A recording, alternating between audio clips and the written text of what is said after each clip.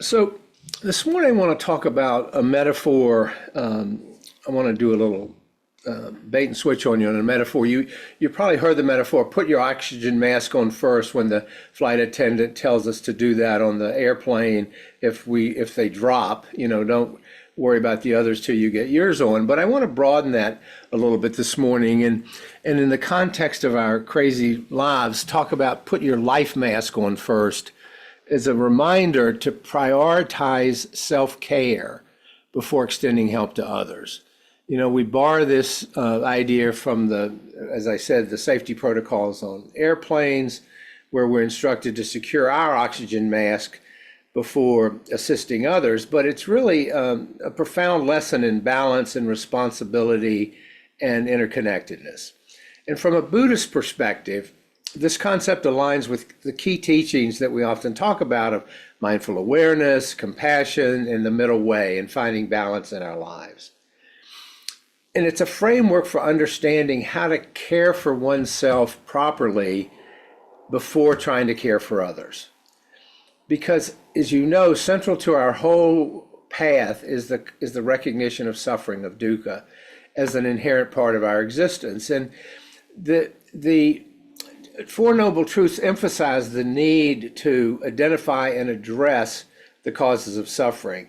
So in this light, putting our life mask on first can be seen as a practical application of this wisdom. Because in order to alleviate the suffering of others, we first must cultivate our own well-being. If we're greatly suffering or we're not taking care of ourselves, it's really hard to be available to other people. If we're overwhelmed, if we're exhausted, if we're consumed by our own struggles, we cannot effectively extend compassion or aid to others. And this practice of self-care in Buddhist teaching, it's not rooted in selfishness or self-indulgence, but it's rooted in awareness that we're all connected. That our actions, our thoughts, and our states of being ripple out. They affect those around us. We're very social creatures. We're very attuned. We pick up on lots of nonverbal cues. So that's part of this web of interconnection that we all live in.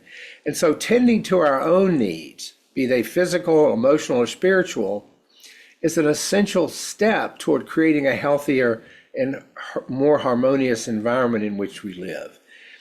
If we fail to look after ourselves, then the energy and the clarity that we need to engage in compassionate action will diminish.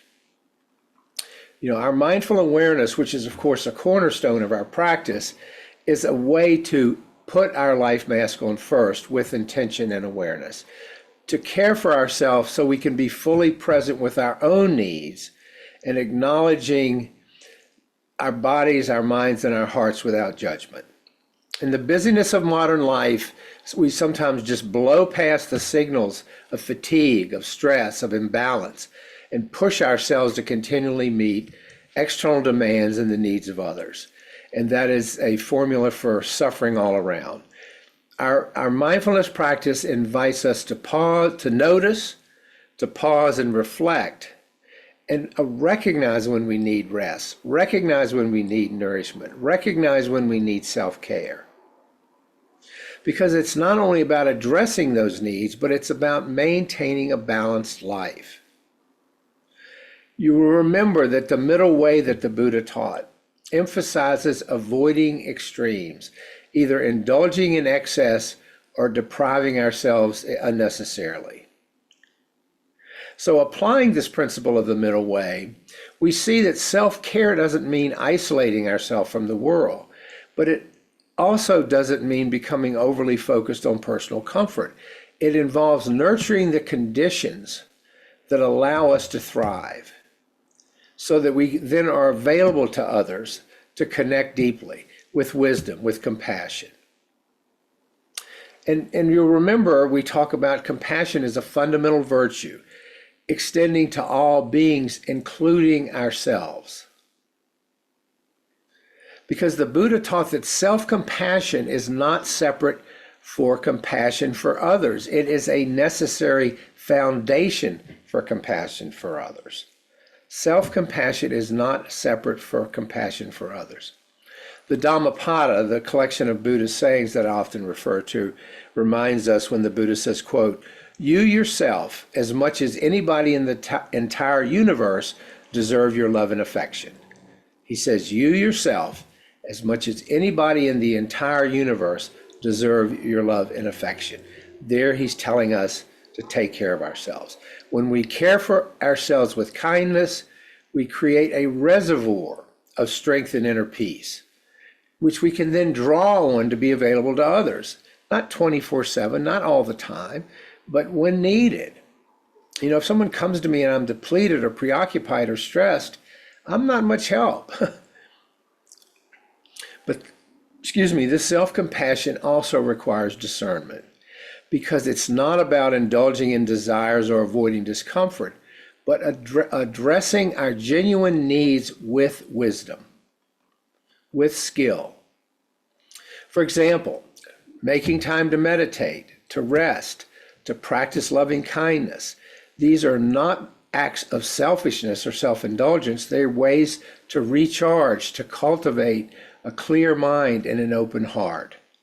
And this inner clarity and open heart enables us to respond skillfully to the suffering of those around us when needed.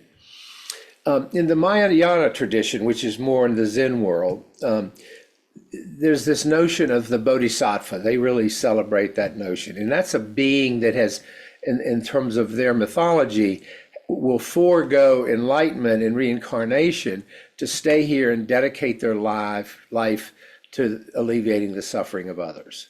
And while this path is rooted in selfless service, it also underscores the importance of inner cultivation, because a bodhisattva does not abandon self-care. Rather, they recognize that their ability to help others depends on their own stability and their own spiritual development. So by putting on their life mask first, the bodhisattva ensures they can offer meaningful help to others. And this teaching, I would suggest to you, is particularly relevant in today's world, because the demands of caregiving, the demands of activism, the demands of work can quickly lead to burnout if we don't bring our wisdom and discernment to our own need for self-care. The Bodhisattva's example and the Buddha's middle way remind us that self-neglect is not a virtue.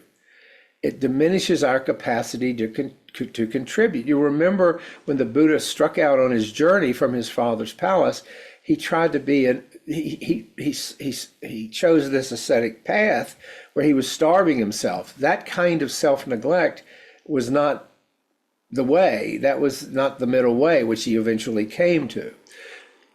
True compassion and the capacity for it involves knowing our limits and respecting the delicate balance, and I emphasize delicate balance, between giving and receiving.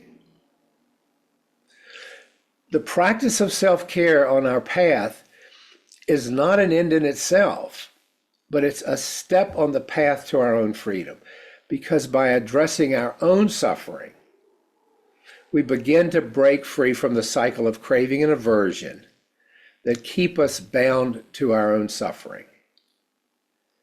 And in doing so, we're better equipped to guide others toward their freedom. We model it.